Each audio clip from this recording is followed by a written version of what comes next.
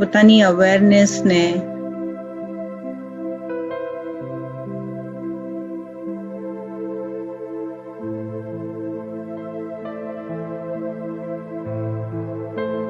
હૃદયના ધબકારા ઉપર એકાગ્ર કરો.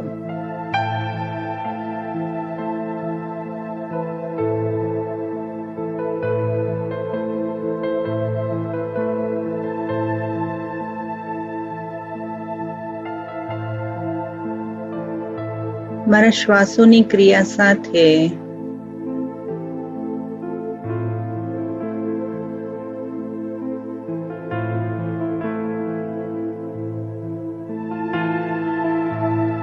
મને મારા શરીરના લોહીના ભ્રમણને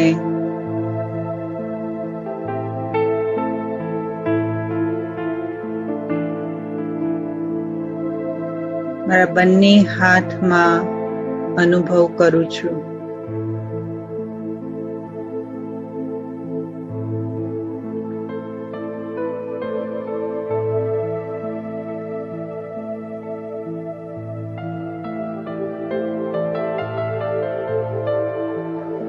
I bring my awareness to the blood flow of my body.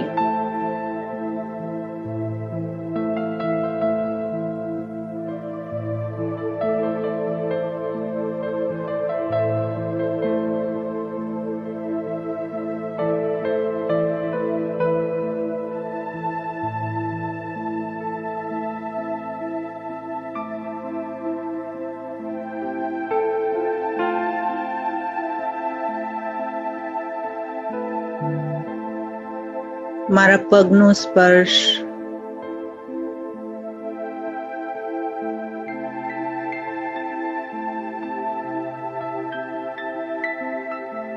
પગના અંગૂઠામાં હલકી ઠંડક.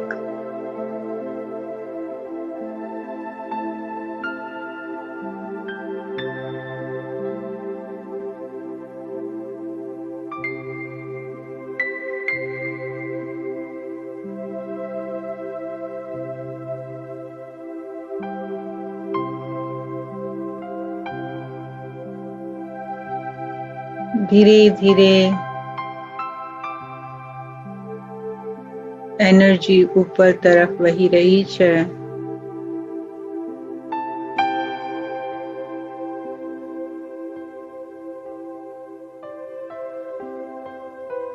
અને મારી અવેરનેસ મારા ઘૂંટણ ઉપર છે.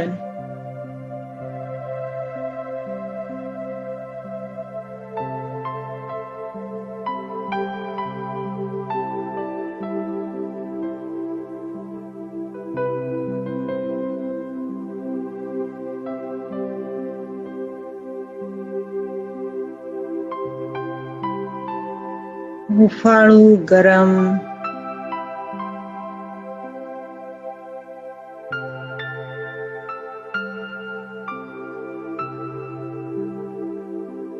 મને ઘૂંટણ પર મહેસૂસ થાય છે.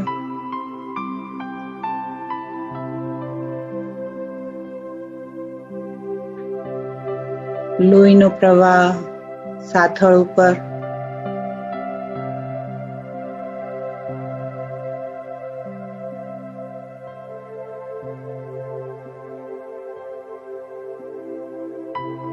અને મારી શારીરિક એનર્જી મારી નાભીમાં in the center of my body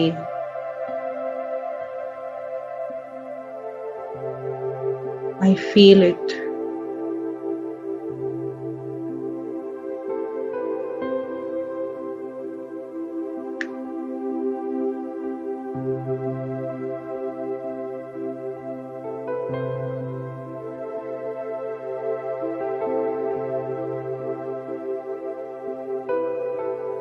મારી શારીરિક ઉર્જા પેટથી પ્રવાહિત થઈ બંને ફેફસામાં ફેલાઈ રહી છે.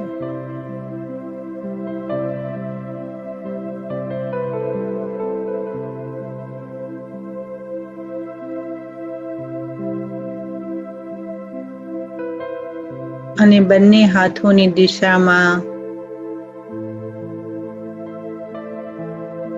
આંગળીના ટેરવા સુધી મને એનર્જી મહેસૂસ થાય છે.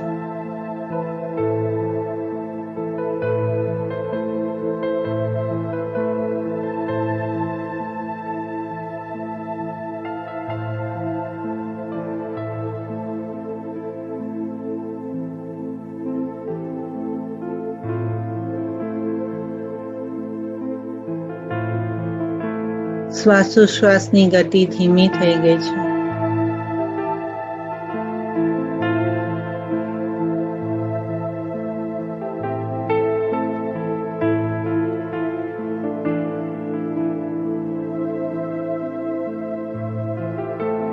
ચહેરા પરનું ટેન્શન રિલીઝ થઈ ગયું છે.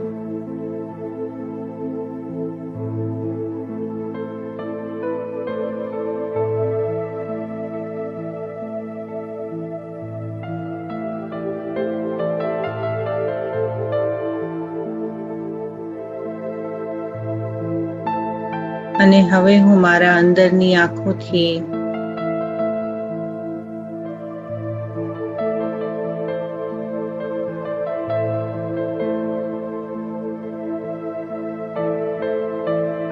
મારા ઇન્ટરનલ મિરરમાં પોતાનો ચહેરો જોઉં છું.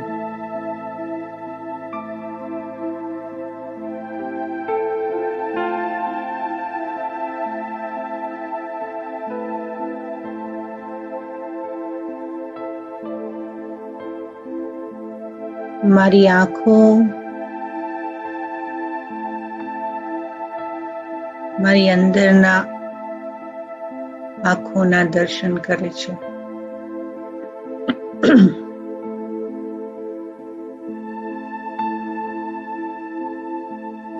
મારું ધ્યાન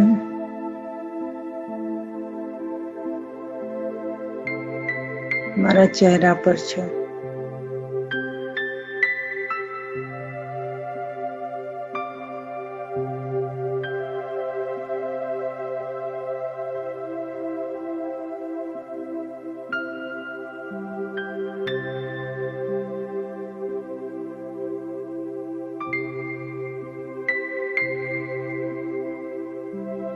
I could see my original being. I could feel myself.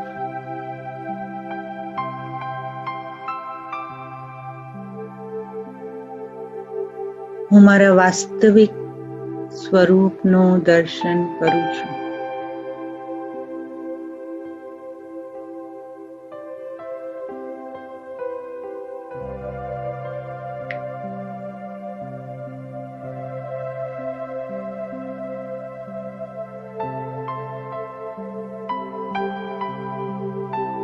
I could feel my eternal energy.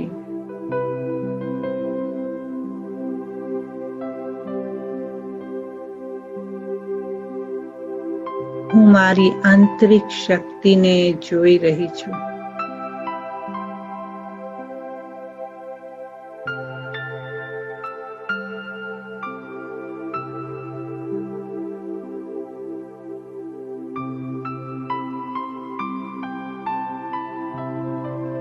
મારી આંતરિક શક્તિ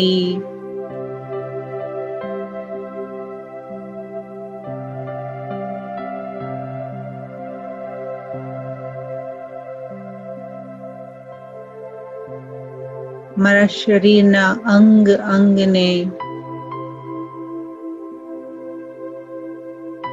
હીલિંગ એનર્જી આપી રહી છે.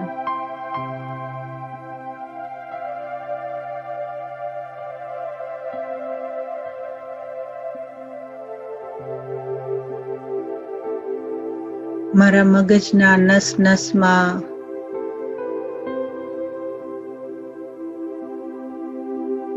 હીલિંગ એનર્જીનો સફેદ પ્રકાશ વાઇબ્રેટ કરી રહ્યો છે.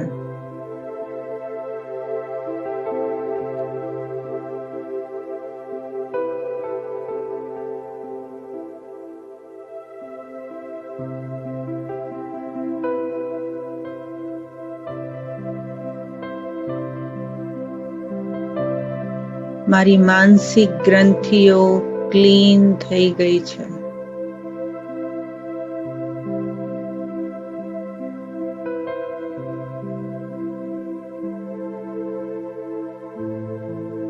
Every tiny winds of my mind is experiencing healing energy.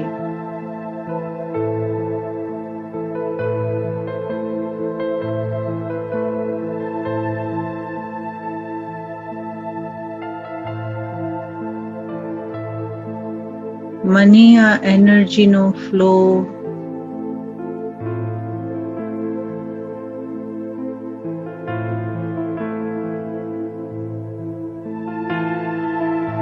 શરીરની બધી જ પીડાથી મુક્ત કરી રહ્યો છે.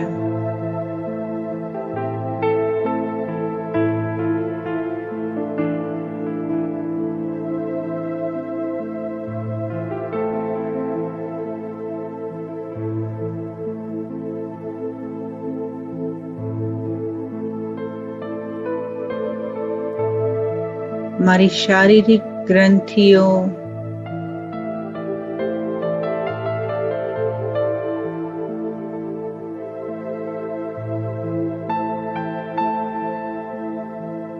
સ્વચ્છ બની રહી છે.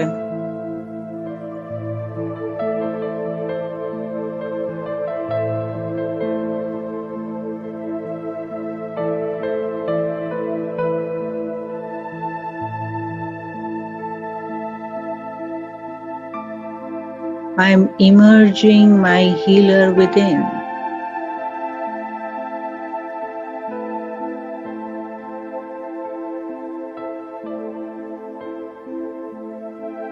I, the healer,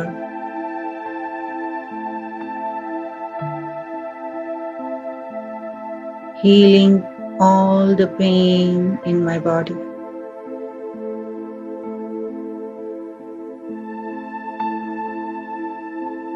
હું મારા શરીરની બધી જ વેદનાઓને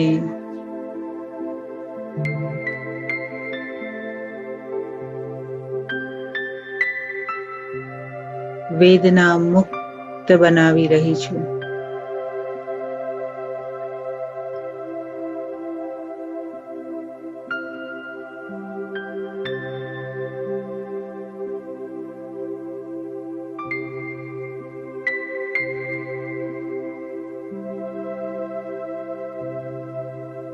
ઉપરથી શીતળતાનો પ્રકાશ મારા ચહેરા ઉપર ઠંડક આપી રહ્યો છે.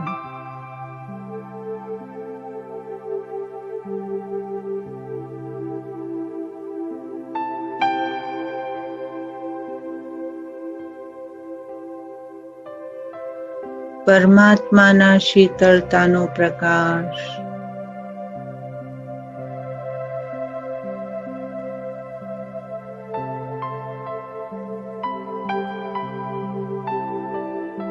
હું ગ્રહણ કરી રહી છું.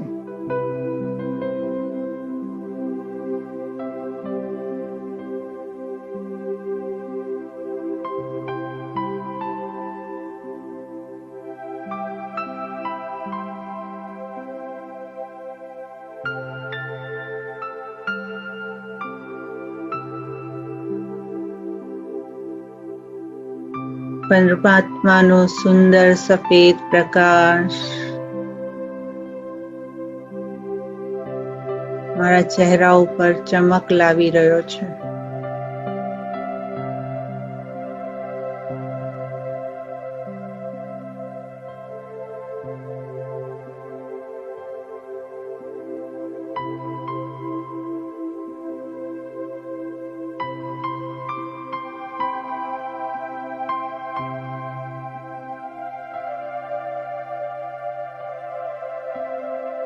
મારા ચહેરાની દરેક રેખા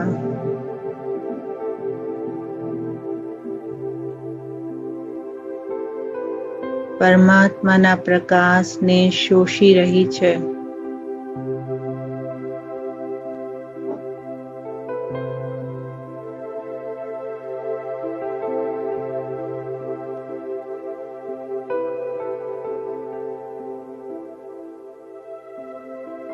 અને મારું શરીર શુદ્ધ બની રહ્યું છે.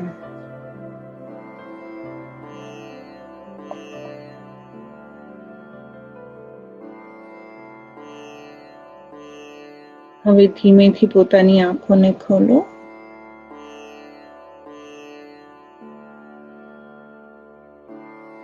તો પહેલા આપણે કર્મોના, કારણ કે આ કર્મોની સિરીઝ ચાલે છે અને આ લગભગ ત્રીજો ક્લાસ છે, તો જે નવા આવ્યા છે એની માટે થોડુંક હું બ્રીફમાં બતાવી દઉં કે અમે કર્મોના સેશન્સની અંદર ઘણું બધું કરી ચૂક્યા છીએ, કે જેમાં આપણે કર્મોના નિયમ વિશે, કર્મ એટલે શું, કયા પ્રકારના કર્મો થાય છે, કર્મોની ઊંડી સમજ શું છે.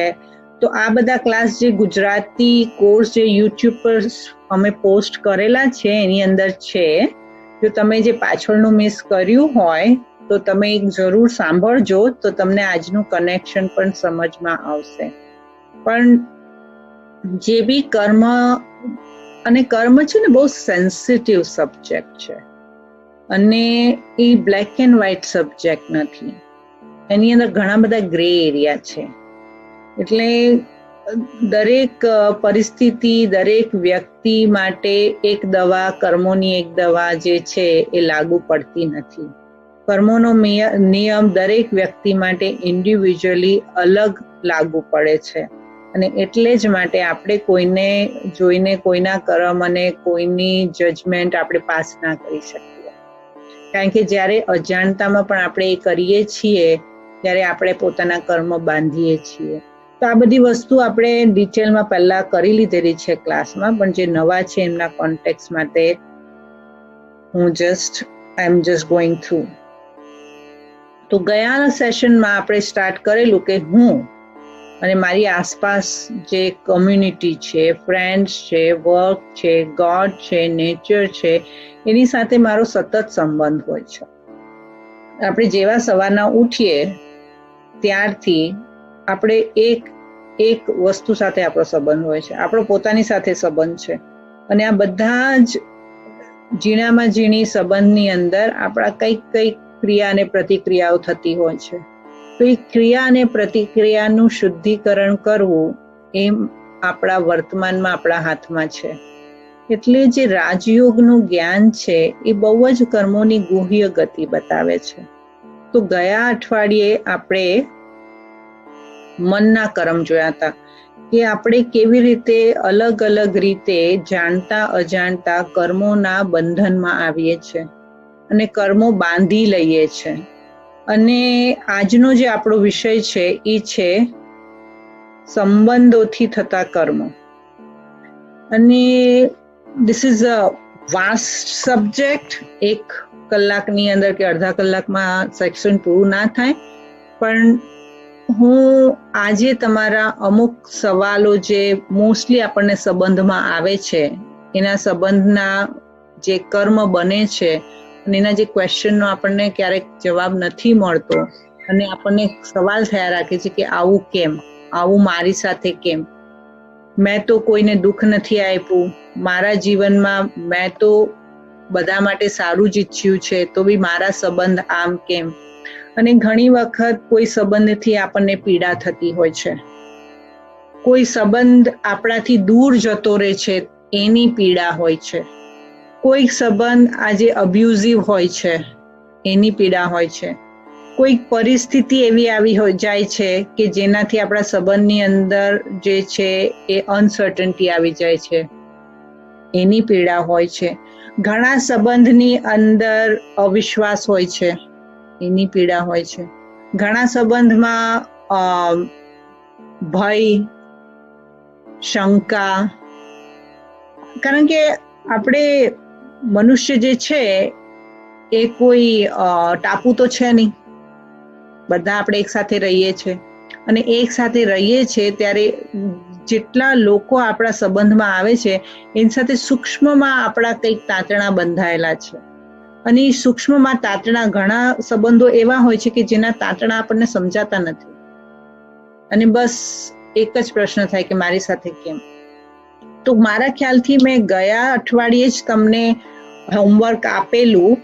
જો તમે એક્સરસાઇઝ નહીં કરો ને તો તમારે જે મેં તમને એક્સરસાઇઝ કહેલી છે એ તમે નહીં કરો તો આ તો પછી તમારે એવું થઈ ગયું કે ફક્ત સાંભળવાનું જ. અમલમાં નહીં મૂકવાનું, એવું જ થઈ ગયું. અને એનાથી પછી તમને એનું કંઈ ફળ નહીં દેખાય. કોઈ બી સંબંધ જે હોય છે, દરેક વ્યક્તિ જ્યારે બી સંબંધ બાંધે છે, કાં તો કોઈ સંબંધ બંધાઈ જાય છે, તો લક્ષ્ય એવું જ હોય છે કે આપણા સંબંધ જે છે ને એ હેલ્ધી રિલેશનશિપ હોય, સ્વસ્થ સંબંધ હોય. હવે સ્વસ્થ સંબંધ એટલે શું? સ્વસ્થ સંબંધ એટલે જે હેતુથી સંબંધ બંધાયો છે, કે જે હેતુથી આપણે સંબંધમાં આવ્યા છીએ કે સ્વીકાર કર્યો છે, એમાંથી આપણને સદા સુખની આપલે મહેસૂસ થાય, એને કહેવાય હેલ્ધી સંબંધ. હેલ્ધી સંબંધ એટલે બીજી વસ્તુ કે એ સંબંધથી મને મારો સ્પિરિચ્યુઅલ ગ્રોથ ફીલ થવો જોઈએ, મારા અંદર માનસિક અને શારીરિક સક્ષમતા વધવી જોઈએ, મારામાં એક પ્રકારનું કોન્ફિડન્સ, મારી અંદર એક પ્રકારની સેટિસ્ફેક્શન, સંતુષ્ટતા મહેસૂસ થવી જોઈએ. આ એક આઈડિયલિસ્ટિક સંબંધની અંદર મને એવું ફીલ થવું જોઈએ, and so I feel that oh I have healthy relationship. પણ સંબંધની અંદર ઘણી વખત નહીં, કાફી વખત એવું થાય છે કે આપણને સંબંધને એવા કોમ્પ્લિકેશન થઈ જાય ત્યારે આપણને ક્વેશ્ચન થાય કે હવે આ સંબંધને સાચવવો કે નહીં સાચવવો. હે ને? જ્યારે કોઈ અબ્યુઝિવ રિલેશનશિપમાં કોઈ વ્યક્તિ હોય તો એને એમ થાય કે મારે આ સંબંધમાં રહેવું જોઈએ કે ન રહેવું જોઈએ, અને મારે રહેવું જોઈએ કે ન રહેવું જોઈએ એ ડિસિઝન કરવા માટે પણ આત્મા પોતે સક્ષમ નથી હોતી. કે is this okay, how much is it okay, why is it not okay. તો જ્યારે એ સમસ્યા આવી જાય ને ત્યારે આત્મા પોતે એનો નિર્ણય કરવા માટે સક્ષમ ન હોય, એટલે નિર્ણય કરવા માટે સક્ષમ ન હોય એટલે શું કરે? બીજાની એડવાઇસ લેવા જાય, રાઈટ? અને કોઈ બી સંબંધ જ્યારે નવો, તમે કોઈ બી ફ્રેન્ડશિપ જુઓ ને, તો ફ્રેન્ડશિપ જ્યારે સ્ટાર્ટ થાય કે કોઈ રિલેશનશિપમાં, પતિ પત્નીના રિલેશનશિપમાં કે જ્યારે આપણી સગાઈ થાય ત્યારે જે it's like a honeymoon period એક હોય, રાઈટ? તો દરેક સંબંધનો એક હનીમૂન પીરિયડ હોય. તમે કોઈ બી ફ્રેન્ડશિપ બી નવી ફ્રેન્ડશિપ કરી હોય ને તો એ બધું honeymoon like it's rosy picture. પણ શું લાંબા સમય પછી સુધી એ હનીમૂન પીરિયડ ચાલે છે? ના. એટલે દરેક સંબંધ જો ચરમસીમા પર આવી જાય ને પછી ચરમ છે. અને એટલે જ છે ને, મને કોઈ એક વસ્તુ બહુ જ ફાઇન કહેલી કે આપણે ખબર છે ઇંગ્લિશમાં બધાને સવારના શું કે, અને ઇન્ડિયામાં જે લોકો ઇન્ડિયાથી ક્લાસ અટેન્ડ કરે છે એ લોકો શું કે ગુડ મોર્નિંગ, કરેક્ટ? તો ગુડ મોર્નિંગ કેમ કહેવામાં આવે છે, બેસ્ટ મોર્નિંગ કેમ નથી કહેવામાં આવતું? વાય દે સે ગુડ મોર્નિંગ? કારણ કે ગુડ મોર્નિંગ કહેવાથી શું થાય છે કે today we started with the good, but we have chance to make it a best. પણ જો એક વખત બેસ્ટ મોર્નિંગ કહીએ તો પછી ત્યાં તો મારો ગ્રોથ રૂકી જાય ને. એટલે ગુડ મોર્નિંગ કહેવામાં આવે છે, બેસ્ટ મોર્નિંગ નથી કહેવામાં આવતું. તો એવી જ રીતે કોઈ બી સંબંધ જો છે એ એકદમ જો ચરમસીમાથી ચાલુ થાય પછી શું થાય? એ ડાઉનફોલ જ થાય. કારણ કે that's the maximum Joy what you can get from that relationship. અને પછી ધીરે સુધી લાંબા સમય સુધી સંબંધ ટકતા નથી, અને કાં તો એ જે જોય છે, એ જે સુખ છે એ ટકતા નથી. આજે જે કલયુગમાં આપણે જીવીએ છીએ ને, મને નથી લાગતું કે 100% કોઈના જીવનમાં દરેક સંબંધથી સુખ જ સુખ મળે છે, right? Because that energy is not there for a long time.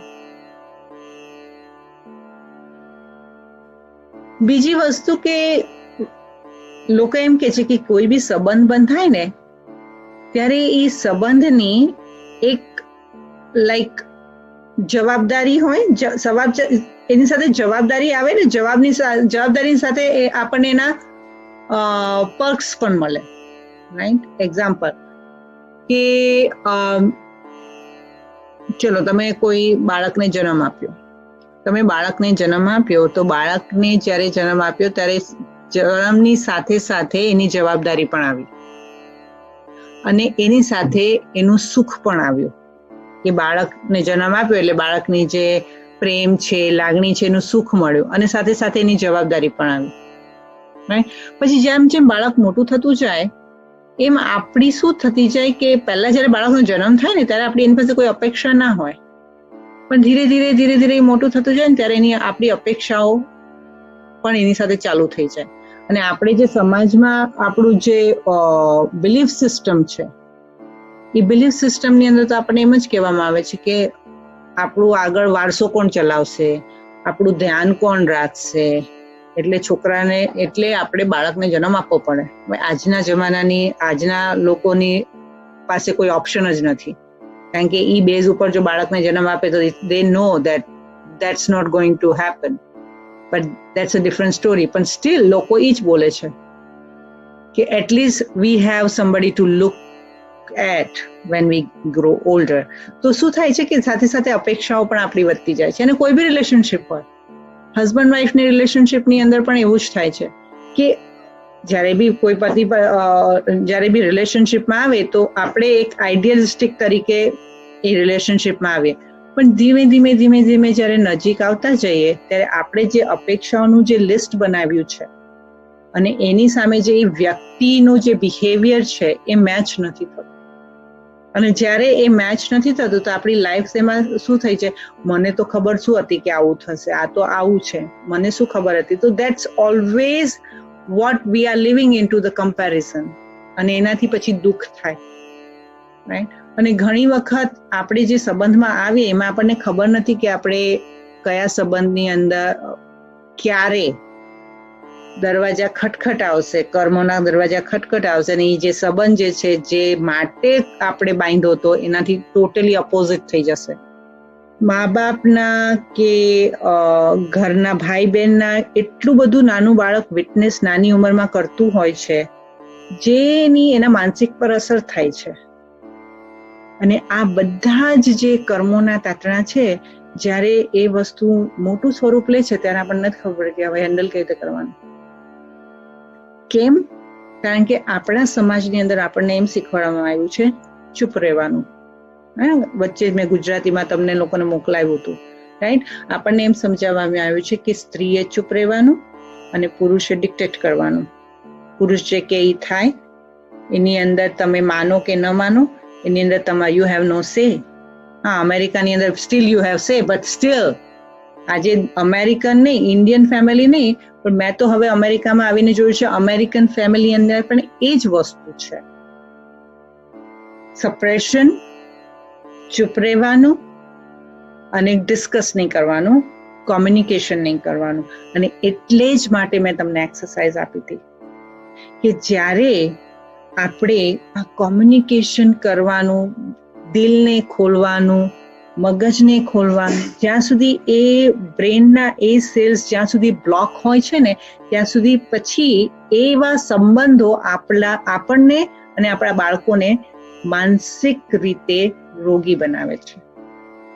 કારણ કે આપણે ઓપનલી ડિસ્કસ નથી કરતા. અને જ્યારે બી ડિસ્કસ કરે છે એમાં ઓનેસ્ટી કેટલી હોય છે, અને આ જે ઓનેસ્ટી નથી હોતી અને એટલે માટે ડાઉટ હોય છે. અને જ્યારે કોઈ બી સંબંધની અંદર ડાઉટ હોય ને તો પછી લાંબુ ન ચાલે. અને ડાઉટ કરવા વાળું જે આત્મા હોય ને તે ડાઉટ કરવા વાળી આત્મા તમે જોશો ને તે એટલી બધી એમનું you could feel the energy in the body, કેટલું બધું લોહી બળે એ આત્માનું, અને આખા એમના વ્યક્તિત્વમાં દેખાઈ આવે. અને આ બધું જ આપણા સમાજમાં ચાલતું જ આવ્યું છે અને આપણને એક પ્રકારની એક પૂર્વ ગ્રંથિ બાંધી દીધી છે કે આ જ આઈડિયલિસ્ટિક લાઈફ છે અને આવી રીતે જ જીવાય. પછી ઘણી વખત સંબંધમાં આપણે જબરજસ્તી બી જીવવું પડે છે. અમુક સંબંધો છે જેની અંદર આપણને આપણા બધા એવા બધા પેચીદા રિલેશનશિપ હોય છે કે જેની અંદરથી તમે નીકળી જ નથી શકતા. ભાઈ બહેનના રિલેશનશિપ, અને એવું નથી કે નેગેટિવ જ હોય છે, પોઝિટિવ પણ બહુ હોય છે. અટેચમેન્ટ, અને એટેચમેન્ટ વાળું જે રિલેશનશિપ હોય એ બહુ જ કોઝી અને ફીલ ગુડ કરવા વાળું હોય. મન તો બહુ જ ગમે છે, ભલે અટેચમેન્ટ છે તો મન તો બહુ ગમે છે, એથી મને તો સારું જ લાગે છે, ત્યાં સુધી જ્યાં સુધી એની અંદર કંઈ સમસ્યા નથી આવતી, જ્યાં સુધી વ્યક્તિ શરીર છોડી નથી દેતું. હવે જ્યારે વ્યક્તિ શરીર છોડીને જાય છે, then people don't know how to handle it. એટલે સંબંધની અંદર જે ડ્રાઇવિંગ ફોર્સીસ આપણા સાથે આપણા જીવનમાં કામ કરે છે ને, અને અમુક વસ્તુને આપણે એમ સમજી લીધું છે નેચરલ છે, આપણે આપણી પોતાની જાતને પૂછવાનું કે આપણે કોઈ બી રિલેશનશિપમાં ટ્રાન્સપરન્ટ છીએ. અને એટલે જ મેં તમને કીધું હતું કે because you can not be transparent somebody else, you have to be transparent with yourself. સૌથી પહેલો સંબંધ મારી સાથે છે.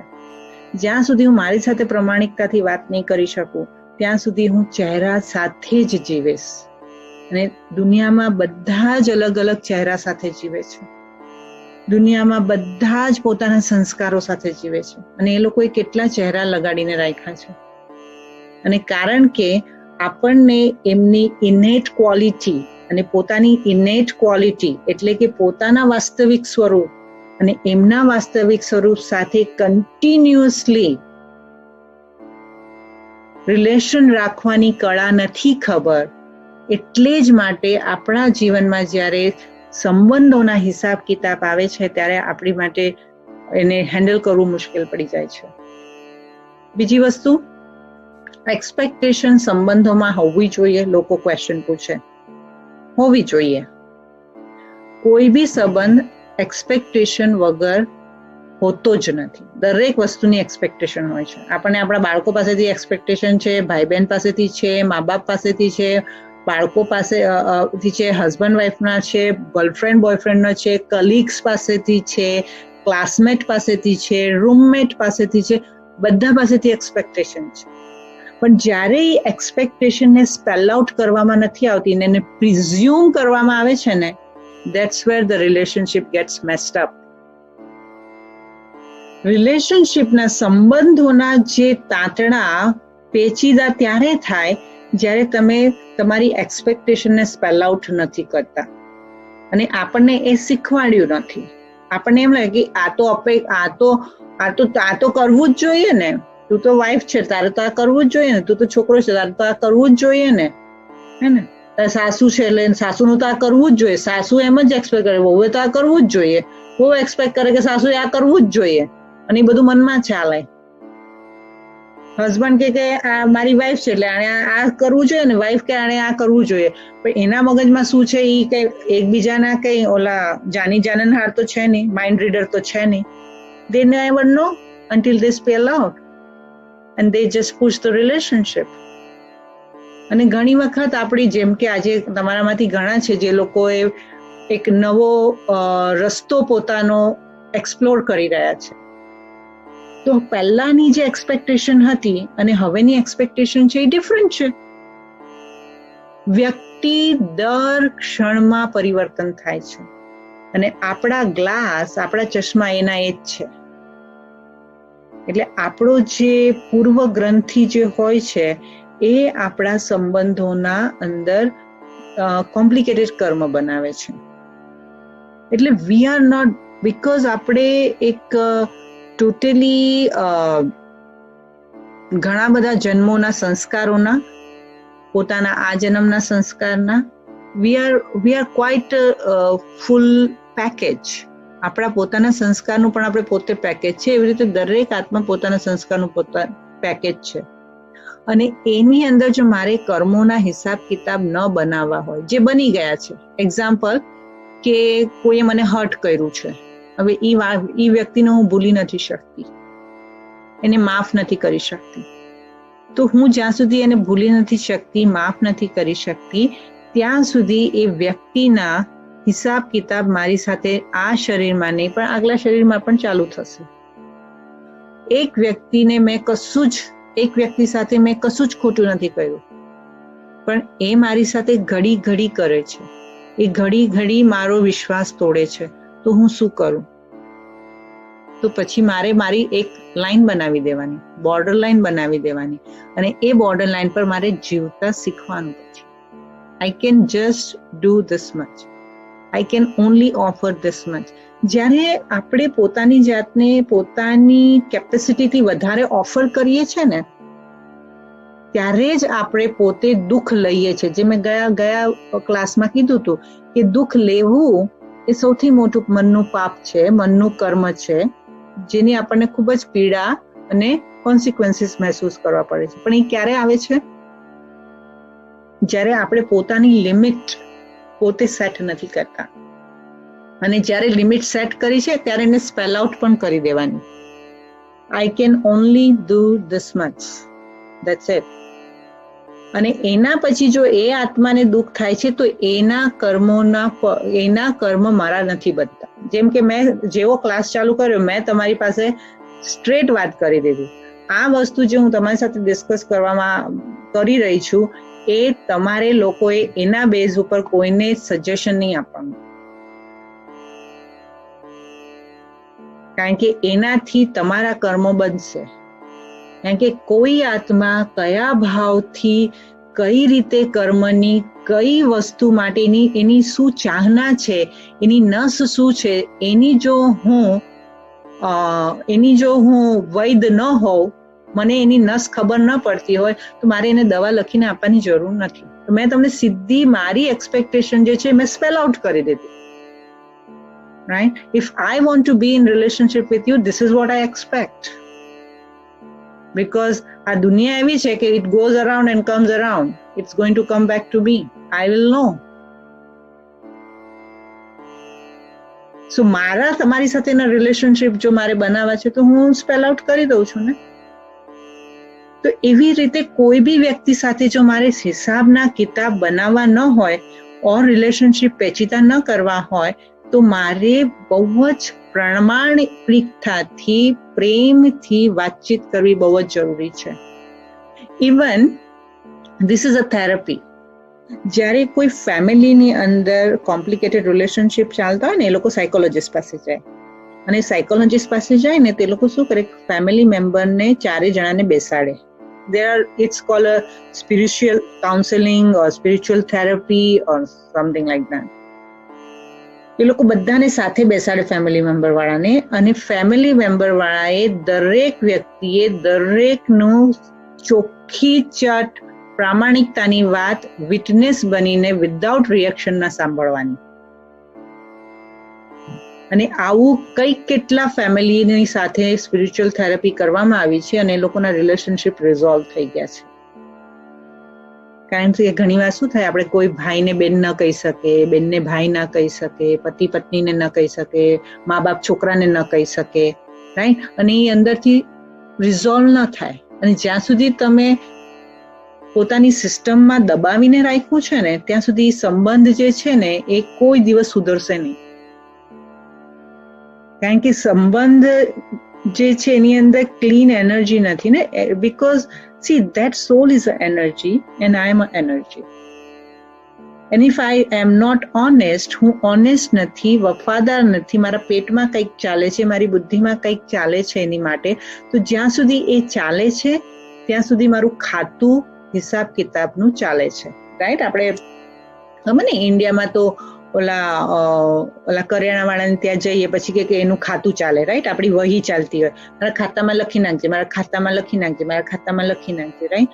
તો જ્યાં સુધી આપણે કોઈ સાથે પ્રમાણિકતાની અને ક્લીન એનર્જીનું એક્સચેન્જ ન ચાલતું હોય ને, ત્યાં સુધી સંબંધના ખાતામાં એ લખાતું જાય. હવે સંબંધના ખાતામાં લખાતું તો જાય, હવે ઓલા કરિયાણા વાળો મરી જશે, એનો છોકરો બીજે ગદ્દી પર આવશે, તમારું ખાતું તો ચાલે જ છે ને, ચૂકવવાનું તો ખરું જ ને.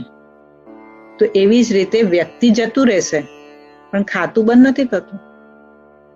રાઈટ? જેમ કે આપણે કોઈ ગેમ રમવા બેઠા હોય, રાઈટ? ઘણી વખત એવું હોય ને કે આપણે રમી રમવા બેઠા હોય કે પત્તા રમવા બેઠા હોય, અને આપણે કશે બહાર જવાનું કે કોઈ બોલાવે આપણે, તો આપણે શું કે, એ તું આ ગેમને ચાલુ રાખજે, હું હમણાં આવું છું. રાઈટ? અને તું ગેમને ચાલુ રાખજે, હું હમણાં આવું છું, ને એ જતો રહે.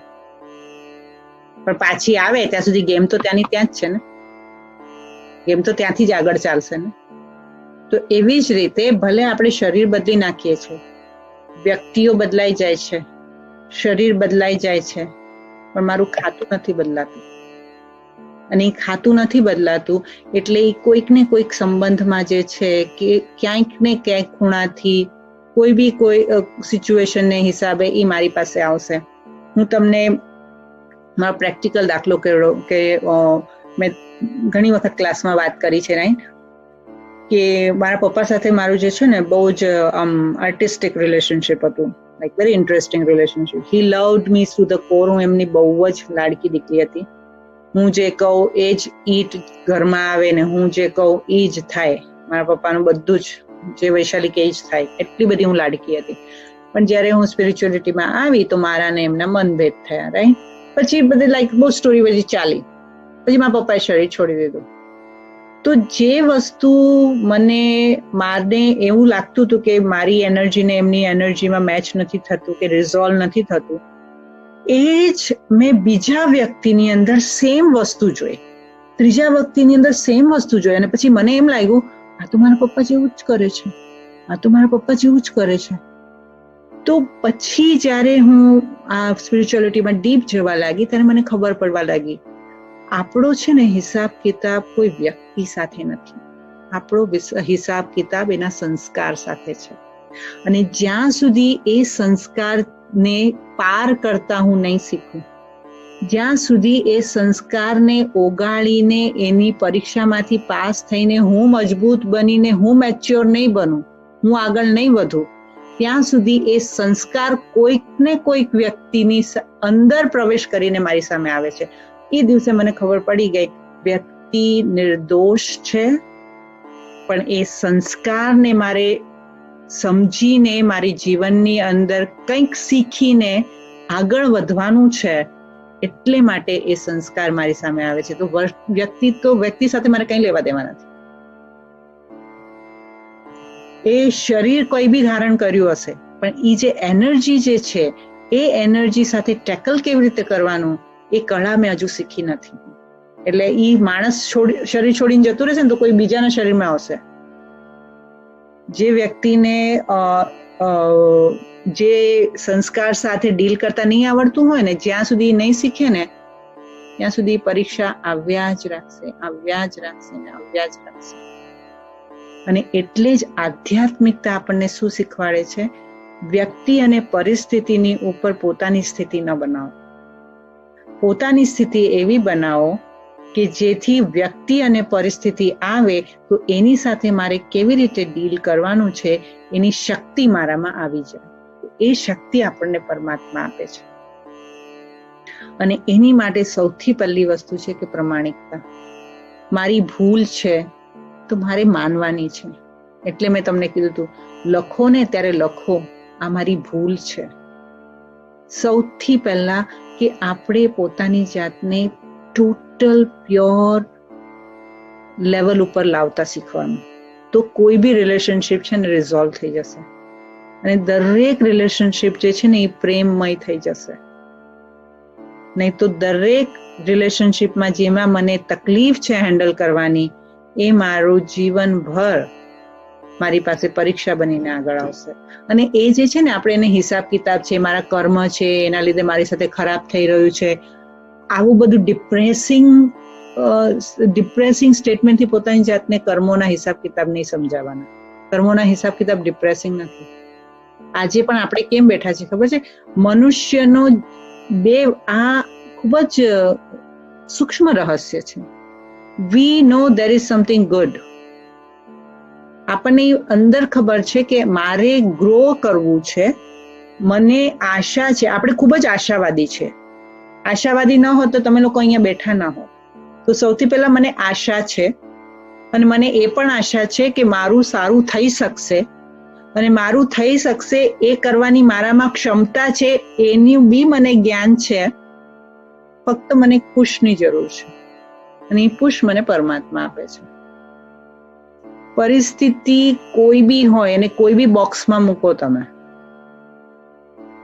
પણ એ મારી પાસે મારી જાતને, મારી સ્થિતિને મજબૂત બનાવવા માટે આવી છે. બોટમ લાઈન, જો આ ડિમેન્શનથી કર્મોને જોતા થઈ શકશું ને તો કોઈ કર્મ બોધર નહીં કરે. જ્યાં સુધી કર્મ બોધર કરશે ત્યાં સુધી મારા બુદ્ધિની અંદર એન્ટ્રી લેશે, અને બુદ્ધિની અંદર જ્યાં સુધી બેસીને મહેમાનગતિ કરશે ત્યાં સુધી મારું ખાતું ચાલુ રહેશે. હવે તંદુરસ્ત સંબંધો રાખવા માટે આપણા પાસે હું તમને 5 મિનિટ હું બોલીશ, પછી તમારા ક્વેશ્ચન આન્સર જ લઈશું. સંબંધોને તંદુરસ્ત રાખવા માટે આપણે 3 ગુણો લેવાના. એક તો સાક્ષી ચેતના. સાક્ષી ચેતના એટલે વિટનેસ કોન્શિયસનેસ. જ્યારે કોઈ સંબંધ બહુ પેચીદા થાય ને ત્યારે એમાંથી ડિટેચ થઈ જવાનું. અને એ ડિટેચ થવાનું એટલે શું કે એને છોડી નહીં દેવાનું. વ્યક્તિના સંબંધને ફિઝિકલી છોડી નહીં દેવાનું, અને એની સાથે જે વાતચીત છે એ બંધ બી નહીં કરી દેવાની, પણ પોતાની જાતને વિથડ્રો કરતા શીખવાનું. એને એટલે જ આપણે જે તમે જેટલા લોકોએ રાજયોગનો કોર્સ કર્યો છે ને એની અંદર જે 8 શક્તિઓ છે, એટલે મેં તમને ત્યારે પણ કીધું હતું આ શક્તિઓ છે એ પીપલ મેનેજમેન્ટનું સ્કિલ છે. અને આ મારા જીવનના અનુભવથી કહું છું. જ્યાં બ્રહ્માકુમારીને પહેલા મેં તમને પહેલા બી કીધું કે હું એટલી બધી ગુસ્સાવાળી વ્યક્તિ હતી કે I was not in the good book of anybody, અને this use to hurt me. અને મને એનાથી બહુ દુઃખ થતું હતું કે લોકોને હું ગમતી નથી. પછી લોકોને હું ગમતી નથી પાછું મેં કહેવાનું ચાલુ કરી દીધું મારી જાતને, હું લોકોને ગમતી નથી. પછી હું બહુ દુઃખી થવા લાગી. પણ મારામાં 1000 ગુણ હતા, પણ મારી જાતને એ કહેવું કે લોકોને હું ગમતી નથી, એનાથી હું એટલી બધી દુઃખી થઈ કે મારા ચહેરા પર, મારા શરીર ઉપર એની અસર બહુ થઈ ગઈ.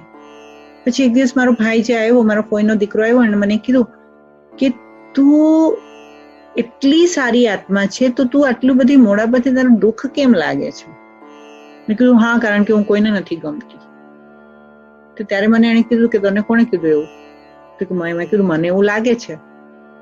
તો મને કે જો તું આટલું શિફ્ટ લાવી દે, તું લોકોથી મીઠાશથી બોલવાનું શીખી જા, પેશન્સ રાખતા શીખી જા, શાંત રહેતા શીખી જા. એટલે પછી એને ધીમે ધીમે મને જ્ઞાન આપ્યું, અને પછી એમ કરી અને જયારે મારામાં એ પરિવર્તન આવ્યું ત્યારે મને આ જ્ઞાનની અંદર શ્રદ્ધા બેસી ગઈ. અને ધીરે ધીરે મેં કોઈ બી વ્યક્તિના બિહેવિયરને મારા ઉપર અટેક કરવાનું અલાઉડ જ નહીં કર્યું. એટલે આ વિટનેસ સાક્ષી દ્રષ્ટાથી શું થાય કે આપણે જે છે, જે બી નેગેટિવ કર્મ આપણા સામે આવી રહ્યા છે, નેગેટિવ એનર્જી આવી રહી છે, એને આપણે અટેકની રીતે ન જોઈએ, પણ એને સાક્ષી જોઈને એને દાન આપીએ. અને જ્યારે આપણે દાન આપીએ ને ત્યારે આપણું જે ઓલું જે કરિયાણાનું જે ખાતું ચાલુ છે ને એ ખાતું ચૂકતું થતું જાય. કારણ કે દાન, જેને આપણે દાન આપીએ છીએ ને, જેની માટે આપણને શુભ ભાવના છે, ગુડ વિશિસ છે, એનાથી શું થાય, કારણ કે એ તો બહુ પોઝિટિવ છે અને આપણી નેગેટિવ એનર્જીનું ખાતું ચાલુ છે. તો પોઝિટિવ આપતા જઈએ ને તો પોઝિટિવના ભારમાં એ આત્મા આવે ને તો પછી તમને બાઉન્સ બેક અટેક ન કરે. આપણે શું શીખ્યા છે કે કોઈએ આપણને 1 ગાળ આપી તો એને 2 આપવાની, કોઈએ આપણું આવું કર્યું એટલે આપણે સતત ચિંતન એમ થાય કે એનું ખરાબ થાય. એનું ખરાબ થશે તો બાઉન્સ બેક એની એ આગની જે છે એ આગની લપેટ છે મારા પાસે પણ આવશે.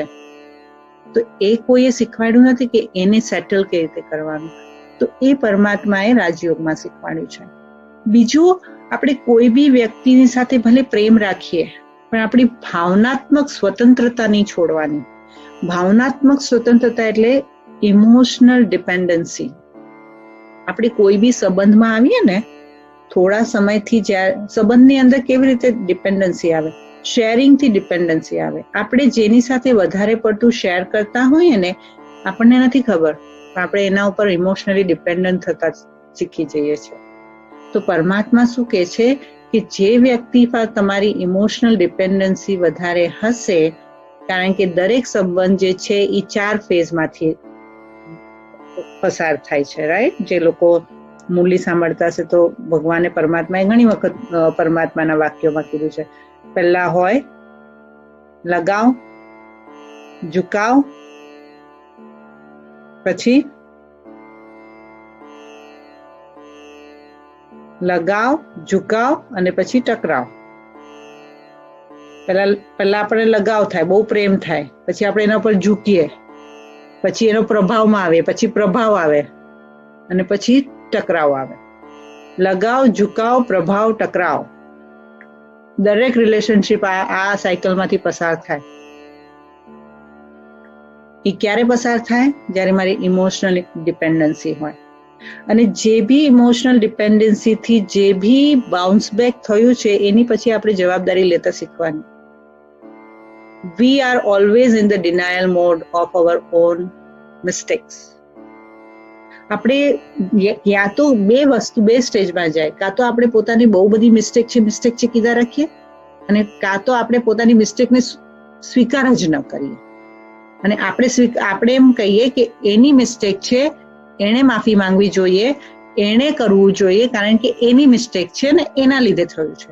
તો જ્યારે એ મૂડમાં એનર્જી જાય ને આત્માની, ત્યારે કોઈ દિવસ રિલેશનશિપનું જે છે ને ખાતું જે છે નેગેટિવનું વધતું જાય.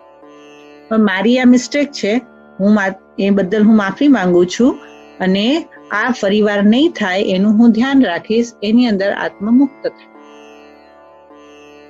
પણ પછી મારી મિસ્ટેક ન હોય અને એની અંદર હું ગિલ્ટી કોન્શિયસનેસ કરું અને પછી પોતાની જાતને સેલ્ફ અબ્યુઝ કરું, તો પછી એની અંદર પાછો નેગેટિવનું ખાતું બને.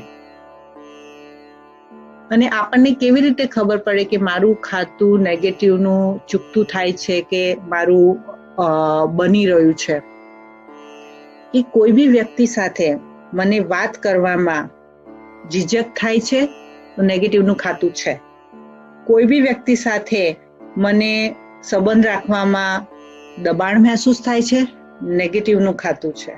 કોઈ બી વ્યક્તિ સાથે ઓનેસ્ટલી મને વાત કરવાની અંદર તકલીફ છે, નેગેટિવનું ખાતું છે. કોઈ બી વ્યક્તિ મને ઘડી ઘડી યાદ આવે છે, નેગેટિવનું ખાતું છે. કોઈ બી વ્યક્તિની નેગેટિવિટી કે એમની દુઃખની વાતો મને ઘડી ઘડી યાદ આવે છે, ખાતું છે. નથી, મને એકદમ લાઇટ ફીલ થાય છે, મને કશું જ મનમાં કોઈ વ્યક્તિ વિશે એક પણ સંકલ્પ માત્ર નેગેટિવ વિચાર નથી આવતું. દરેક વ્યક્તિ માટે મારી માટે શુભ ભાવના છે. મારું મન એકદમ હલકું છે. મારા કોઈની સાથે હિસાબ કિતાબ નથી, મારી સાથે કોઈ સંબંધની અંદર તાણ નથી. અને એને કન્વર્ટ કેવી રીતે કરવાની? મેડિટેશનથી કરવાની. કારણ કે પરમાત્મા જ્યારે બી કોઈ બી વ્યક્તિ સાથે આપણને સંબંધોને કેવી રીતે સેટલ કરવાનું ખબર ન હોય ને, તો એ બંનેની વચ્ચે પરમાત્માને લાવવાના કે ભગવાન, મારે આ વ્યક્તિને આ કેવું છે, પણ મને નથી લાગતું કે મારા શબ્દો એના કાન સુધી પહોંચશે. તું પહોંચાડીશ તો એને મિડલમેન બનાવો. અને જો મારા અંદર સંપૂર્ણ શુભ ભાવના અને સત્યતા હશે તો મારા સંબંધ ધીરે ધીરે જરૂર સુધરશે. મારા સંબંધ મારી સાથે તો સુધરી જશે સૌથી પહેલી વસ્તુ. અને એ વ્યક્તિને જો મારા સાથેના સંબંધ પતી ગયા હશે તો એ વ્યક્તિ મારા જીવનમાંથી જતો રહેશે અને હું એને ખુશીથી છુટ્ટી આપી દઈશ. મારે લોકોને બાંધીને રાખવાની જરૂર શું છે? એટલે પોતાના સંબંધોને સુંદર બનાવવાના અને કોઈને પણ જબરજસ્તી પોતાની સાથે સંબંધ બાંધવા માટે આપણે નહીં પ્રયત્ન કરવાના, કારણ કે એનાથી સંબંધોના કર્મ બંધાય છે અને બાંધેલા કર્મને ચૂકતું કરવા માટે પછી આપણામાં તાકાત નથી કે એ પીડાને બરદાશ્ત કરી શકીએ. એટલે બાંધવાનો કોશિશ નહીં કરવાનું, પણ એને સુધારીને એક સરળતાના સંબંધ રાખવાના. અને એ કળા છે ને ભગવાને એટલી સુંદર શીખવાડી દીધી છે. આપણે જવાનું, સંબંધમાં જવાનું, જેટલું જરૂર છે એટલું કરવાનું ને બાકી સુખના સંબંધ સાથે ઘરે પાછું આવવાનું. એટલે કોઈ વ્યક્તિને આપણને યાદ આવે ને એ આત્માને આપણે યાદ આવીએ. કોઈ વ્યક્તિ આપણને યાદ ન કરે ને આપણે એ વ્યક્તિને યાદ ન કરવું પડે, ન સ્વાર્થથી ન અટેચમેન્ટથી. અને એને કહેવાય સંબંધના કર્મોથી મુક્તિ.